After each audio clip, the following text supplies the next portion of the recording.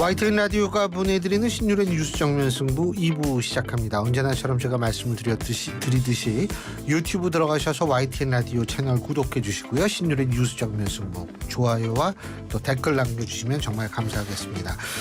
자, 오늘 2부 순서는 대한민국 최고의 정치 분석가시죠. 엄경영 시대정신연구소장과 함께하는 엄경영의 촉으로 꾸며보겠습니다. 엄 소장님 어서 오십시오. 네, 안녕하세요. 예. 이 얘기부터 좀 해야지. 이 가장 뜨거운 이슈 중에 하나인데 이래경 다른백년 명예이사장 이 혁신기구의 수장으로 임명됐다가 9시간 만에 결국 사퇴를 했는데 일단 말이에요. 그 소장님은 이래경 명예이사장을 과거에 이름을 들어보셨어요? 네, 가끔 들어봤고요. 아, 그러셨구나. 네, 그러니까 저는 못 들어봐가지고. 친명 실력자 중에 한 사람이다. 이제 그렇게 알고 본인은 있는데요. 친명이 아님을 막 주장을 하던데요. 그런데 본인이 얘기하는 걸 보면 뭐 대략 친명 중에서도 가장 거칠고 강한 얘기들을 많이 하죠. 이재명 경기지사 당시 이재명 지사 지키기 무슨 그런 네, 모임도 네. 이 대표 이 발의하신 분 중에 한 분이라고 그러더라고요. 네, 그렇습니다. 네. 일단 들어보셨군요. 네. 근데 지금 이 혁신위에서 이 9시간 정도 9시간 만에 사퇴를 했는데 이것이 민주당의 혁신 구상과 상당히 연관이 있을 것 같아요. 어떻게 보십니까? 네, 그렇습니다. 사실 혁신위는 따로 정해진 이제 권한 이런 게 있는 게 아니고요. 위상 조직 역할에 대해서는 당 대표나 당 지도부가 어떻게 설정해 주느냐에 따라서 달라질 수 있습니다.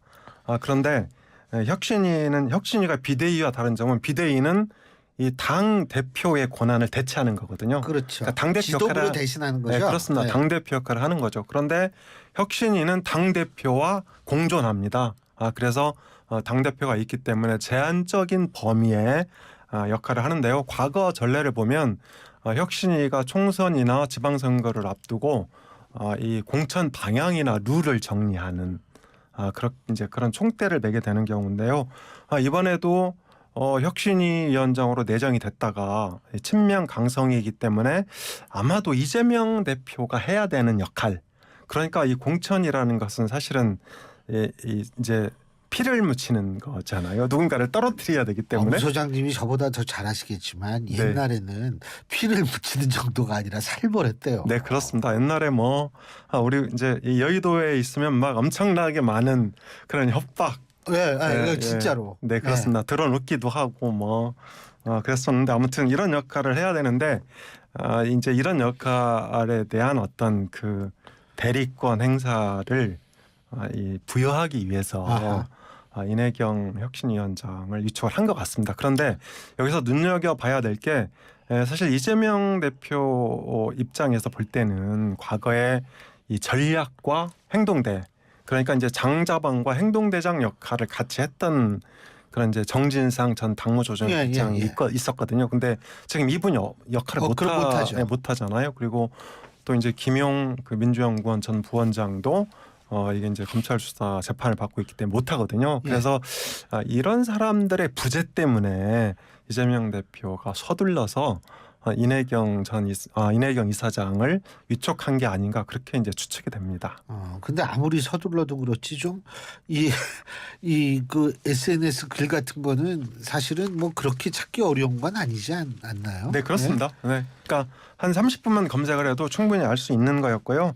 다만 이제 이재명 대표가 그만큼 조급하다. 그래서 이 이내경 이사장을 혁신위원장으로 영입한 것은 이 공천권을 본인이 확실하게 행사하겠다.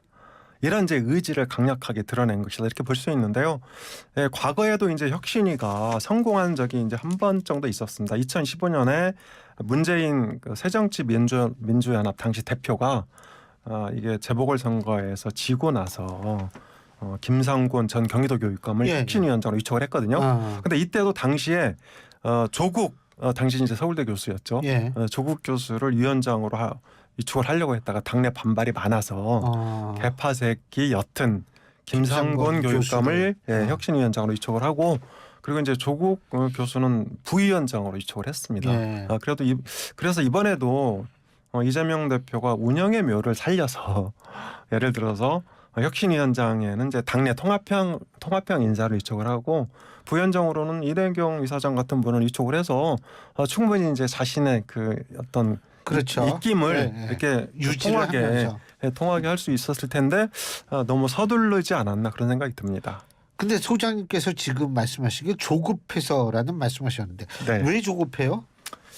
지금 사실 이제 정당 지지율이나 여러 가지 상황을 보면 총선 전망이 굉장히 불투명하거든요.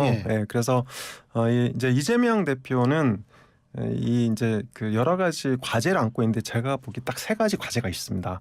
첫 번째는 이게 공천권을 확실하게 행사해서 민주당을 이재명 당으로 확실하게 전환시키는 거죠. 그렇죠. 그게 이제 첫 번째 과제고, 그리고 이제 두 번째는 총선 전후까지 사법 리스크를 관리해야 됩니다.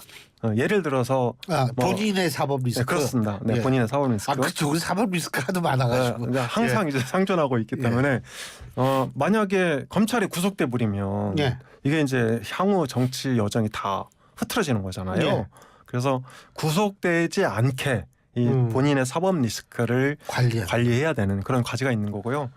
또 하나는 만약에 내년 총선에서 크게 지면, 그러니까 뭐 대패하게 되면 국민이 이재명 사법 리스크에 대해서 사실상 유죄 판결을 내린 거다 이렇게 볼 수 있거든요. 왜냐하면 총선 때까지 이 각종 재판이 이제 그 결론이 안 나고, 그렇습니다. 뭐 1심도 아마도 이제 안 날 가능성이 크고, 그 허위 사실 그 부분이죠. 공직선거법 위반. 고 김문기.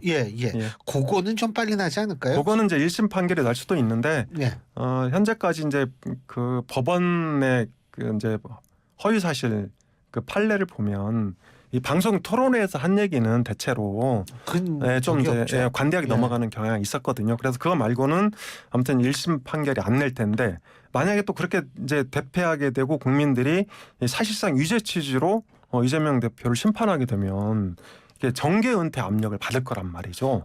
대표직 사퇴가 아니라. 네, 그렇습니다. 이게 이제 이재명 대표한테 아주 치명적인 그런 리스크인데, 국민은 대선 도전 한 번 더 해야 되는데. 네, 그렇습니다. 그죠? 그래서 대선 도전 문제가 아니고 정치권에서 완전히 이제 멀어지는 거죠. 그러니까 강제로 은퇴하게 되는데, 이렇게 그러니까 이것 때문에 그 패배 책임론을 미리 피해야 됩니다. 이런 이제 여러 가지 그 조건들이 있기 때문에 아마도 이내경 이사장을 통해서 당을 좀 확고히 장악하려고 하는 그런 이제 의도를 갖고 있었던 거죠. 그러나 어쨌든 이 시도는 지금 수포로 돌아갔기 때문에 문제는 뭐냐면 앞으로 혁신이 구성을 하려고 해도 이게 쉽지가 오히려 더 어렵게 된 거 아니냐라는 분석이 많잖아요. 네, 그렇습니다. 사실 민주당과 이재명 대표 입장에서는 혁신위를 구성을 하려면 이재명스럽지 않은 방식, 그러니까 개딸스럽지 않은 방식으로 해야 이게 이제 중도층, 무당층한테 호소력이 있고 당의 확장성을 유지할 수 있거든요. 그런데 이번 사태를 보면 오히려 가장 이재명스러운, 가장 개딸스러운, 그러니까 축소지향적으로 민주당이 문제를 풀려고 했단 말이죠. 이것이 이제 수포로 돌아갔기 때문에 앞으로 이 이내경 이사장 같은 분을 혁신위원장으로 위촉하기는 쉽지 않을 것이다. 이제 이런 논란이 있을 것 같고요. 그리고 이제 아마도 김상곤 이 전 경기도 교육감처럼 통합형 인사를 혁신위원장으로 만약에 혁신위를 출범시킨다면 이제 어쩔 수 없이 밀려서 이렇게 하게 되고요. 이제 그 혁신위를 구성하는 뭐 일부 위원들은 이재명 대표의 입김을 관철할 수 있는 인사로 할 수도 있겠죠. 어쨌든 이 친명과 비명 간의 조정, 합의 이런 것들이 필요하게 됐죠. 그런데 지금 이제 사실 좀 더 여기에 변수가 있는 게 이낙연 전 대표가 이제 7월 달에 오면서 자기가 국가를 위해서 뭔가 할 수 있는 거에 대해서 고민해 보겠다는 식으로 얘기를 하지 않습니까? 이게 이재명 대표 입장에서 볼 때는 당을 더 복잡하게 만드는 요소로 생각할 가능성 있는 거 아닙니까? 그런 가능성 충분히 있습니다. 지금 이재명 대표를 대신할 수 있는 구심점이 없는 거지 않습니까? 민주당에서는. 그래서 이낙연 대표가 이달 24일 이제 귀국한다고 했죠. 7월이 아니라 6월인가요? 네, 6월 24일입니다. 얼마 안 남았습니다. 그런데 이낙연 대표는 아직은 그 민주당의 차기 주자로 확실하게 자리매김하지 않고 있기 때문에 그러니까 이재명 대표 입장에서 구심점 역할을 할 수 있는 거 아니에요? 그러니까 근데 이제 90점 역할을 하려면 여러 가지 조건이 필요하죠. 여러 가지 조건이 필요한데 총선과 임박해서 그리고 이제 총선에 대한 전망이 정말 불투명해지면 이재명 갖고는 안 되겠다. 우리 이낙연으로 한번 이렇게 바꿔보자. 이런 이제 여론이 형성돼야 되는데요. 지금 단계에서는 아직은 좀 시기상조다. 그러니까 이재명 대표 입장에서는 이낙연 대표가 온다 하더라도 그렇게 크게 위기감 안 느낄 것 같고요. 그리고 이제 이낙연 대표도 국회의원 시절에 별명이 이탈리안 신사였습니다. 이탈리안 신사였는데 또 아주 측근들한테 얘기 들어보면 그렇게 따뜻한 사람은 아니었다. 그래서 예. 이낙연 대표는 이를테면 발광체라기보다는 누군가에 의존해서 빛이 났던 사람이다. 그러니까 이낙연 대표가 민주당의 이 대선주가 된 것은 문재인 대통령 때 총리하면서 그랬거든요. 예. 그리고 이제 이낙연만의 정치, 이낙연의 정치적 자산이 도대체 뭐냐? 이렇게 얘기해보면 반문해보면 딱히 없거든요. 그런 면에서 아직은 이재명 대표를 대체하기는 어렵다. 예. 그렇게 생각을 합니다. 이 엄경영 소장님께서 그 MZ세대 한국 생각이라는 책을 쓰셨잖아요. 네. 2030 세대 정치 성공 영역을 정면으로 다룬 본격 정치 평론. 이 책을 쓰셨는데 네. 제가 이 얘기를 왜 꺼낼까요? 왜 꺼내냐 하면 2030 세대가 상당히 민감하게 생각하는 그런 부분들이 있어요. 근데 이번에 그 이래경이라는 분이 건드린 부분이 부분적으로는 2030이 민감하게 생각하는 부분에 대해서 언급했고 거기다가 권칠승 대변인 여기에 또 천안함 함장 전 함장이죠. 최원일 전 함장에게 막말까지 뭐 하여간 본인이 사과는 했더라고요. 오늘 무슨 낯짝으로라는 표현을 쓰고 부하들을 다 죽였다 그랬죠 아마. 이런 식의 표현, 극단적인 표현을 쓴 거. 사적인 발언이라 하더라도 2030의 입장에서 볼 때는 좀 상당히 좀 껄끄럽게 충격적으로 받아들일 수 있는 이런 것들. 이게 어떻게 보세요, 이 부분? 네, 민주당이 이제 그 집착하고 있는 일종의 낡은 진보의 한 형태인데요. 사실 민주당은 북한 네트워크, 다시 말해서 한라인 같은 거죠. 그리고 이제 남북 관계 포트폴리오를 중시하는 전통이 있습니다. 그래서 이재명 대표가 경기도지사 재직 시절에 이화영 평화부지사나 쌍방울 그룹을 통해서 방북 비용을 대납했다는 논란이 있는데 이것도 이제 이런 이제 그 남북 관계 포트폴리오를 만들려고 하다가 이제 그 사고가 난 거죠. 그래서 이런 이제 이 남북 관계 문제는 우리가 2018년에 이 남북 단일팀 학기 단일팀 논란이 있었거든요. 그때 불공정 문제가 그때부터 불거진 거 아니에요? 네, 그렇습니다. 네. 그래서 2030이 북한에 대해서 굉장히 감정이 안 좋고 그리고 최근에 이제 국제 정세나 뭐 여러 가지 것들을 고려해 보면 상당히 시대착오적이고 퇴행적인 모습이다. 이렇게 볼 수 있는데 이런 것들을 이제 권칠승 대변인이나 이래경 이사장이 이제 그 천안함 막말을 통해서 다시 불거졌죠. 그래서 2030이 민주당을 이탈한 원인 중에 하나가 이 남북 관계 올인 그리고 이제 한중 관계 중시 이런 것들도 있거든요. 그래서 민주당은 사실 안보 문제에 대해서 굉장히 취약하거든요. 이게 1, 2년 된 얘기가 아니고 수십 년 된 얘기입니다. 사실 한반도 평화는 1980년대, 90년대부터 민주당의 최대 이제 그 이를테면 비전이었는데 이게 최근에는 많이 그러니까 빛이 바랜 거죠. 그렇다면 민주당 입장에서는 40년째 똑같은 주장을 하고 있는 겁니다. 시대가 변했는데 그런 면에서 이 2030 민주당 이탈의 한 요소가 될 수 있다. 이제는 안보 문제에 대해서만큼은 민주당이 이 당의 정체성과 비전을 조금 다시 바꿔야 되는 거 아니냐 그런 생각도 듭니다. 그 어쨌든 뭐 그 권칠승 대변인 이분도 사과는 했지만 좀 사과를 좀 빨리 했으면 어땠을까라는 안타까움도 좀 있고요. 그리고 사실 이 천안함 관련 막말 논란은 그 이전에도 또 있잖아요. 수장시켰다 뭐 이런 표현 썼던 사람도 제가 얼핏 기억이 나는데 그 사람도 사과는 했다고 그러더라고요.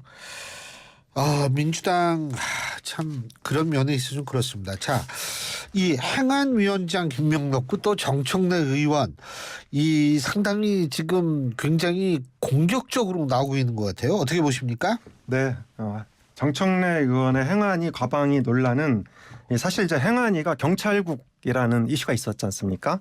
예. 그리고 이제 과방위는 방송 이슈 아직도 계속되고 있죠.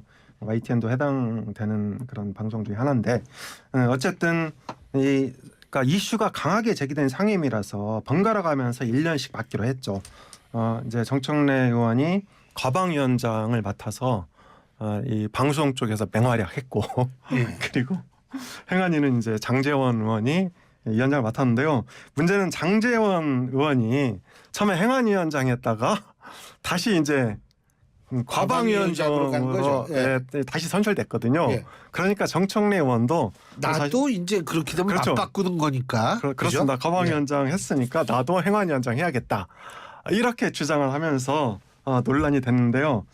문제는 여기서 개딸이 등장합니다. 그러니까 물론 이 정청래 위원장 얘긴데요.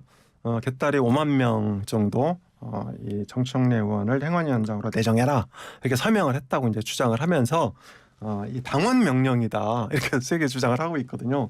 근데 사실 상임위원장이 이 굉장히 중요합니다. 총선 앞두고. 그러니까 언론도 많이 노출이 되고. 그래요. 그리고 이제 후원금 모금하면 그 장관급이잖아요. 그 네 그렇습니다. 네. 네. 그리고 이제 후원금도 금세 이제 한도가 차고. 월급도 더 많다며요. 국회보다. 그렇습니다. 예. 상당히 많은 활동비가 지급이 되고요. 예. 또 이제 지역구 민원을 상당히 해결할 수 있습니다. 그리고 공천에도 다소 유리하게 작용할 수 있죠. 또 정청래 위원장은 민주당에서 손꼽히는 투쟁가 아닙니까? 그렇죠. 예. 그런 측면에서 개딸이 선호할 수 있는 정치인이죠. 다만 이재명 대표의 속내는 뭔지 잘 모르겠지만 아마도 제 생각에는 정청래 위원장 손을 들어주고 싶을 것 같은데 예. 워낙 총선 앞두고 이제 여러 의원들이 이 상임위원장을 노리고 있어서 어떻게 결론이 날지 잘 모르겠습니다. 근데 아니 정청래 의원의 논리도 이 일명 타당한 게 뭐냐면 자 상임위원장 2년씩 한다. 네. 근데 1년밖에 못했다 이런 거 아니에요. 네 그렇습니다. 그러니까 근데 그게 관례죠 그게 뭐 법규로 딱 돼 있나요? 네, 법규로 되어 있는 건 아니고요. 보통 2년씩 했는데 그죠? 하도 쟁점이 되니까 여야가 1년씩 맞바꾸는 거. 1년씩 맞바꿨는데 정청래 위원장도 나름대로 일리가 있습니다. 그러니까 워낙에 잘 싸우는 사람이고 또 아니, 위원장은 잘 싸우는 게 아니라 갈등을 조정해야 되는 자리 아닐까요? 이제 그런데 민주당은 지금 여당과 싸워서 예. 주로 이제 그 이기는 방식으로 국회를 운영하고 있기 때문에 예. 뭐 개딸 입장에서는 정청래 위원장을 선호할 수도 있습니다. 근데 이게 요새 하도 민주당이 뭐 이 문제도 시끄럽고 뭐 이게 그래요. 그러니까 이게 이 접시 돌리기 있잖아요. 옛날에 서커스에서 이거 막 돌리다가 떨어지려고 하면 저거 돌리고 이거 있지 않습니까? 지금 딱 그 모습인 것 같아요. 돈 봉투 의혹 나왔죠. 김남국 의원의 코인 문제 나왔죠. 그래서 그게 조금 잠잠해질까 그러다가 또 국회의원 두 사람에 대한 체포동의안 뭐 이런 얘기 나왔죠.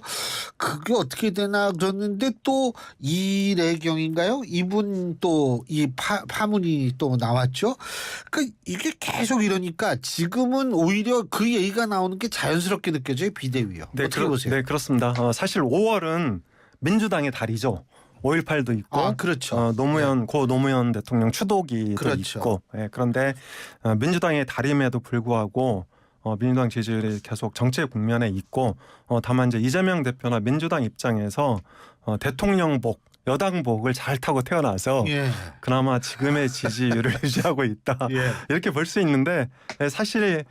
이 가랑비에 옷이 젖고 그렇죠. 잽에 골병 든다고 민주당이 핵심 정체성을 구성하고 있는 도덕성이라든지 청렴성이라든지 여러 가지 비전과 가치들이 지금 훼손되고 있습니다. 그래서 이대로 가다가는 국민의힘한테 다음 총선에서 상당히 고전할 가능성이 커지고 있다.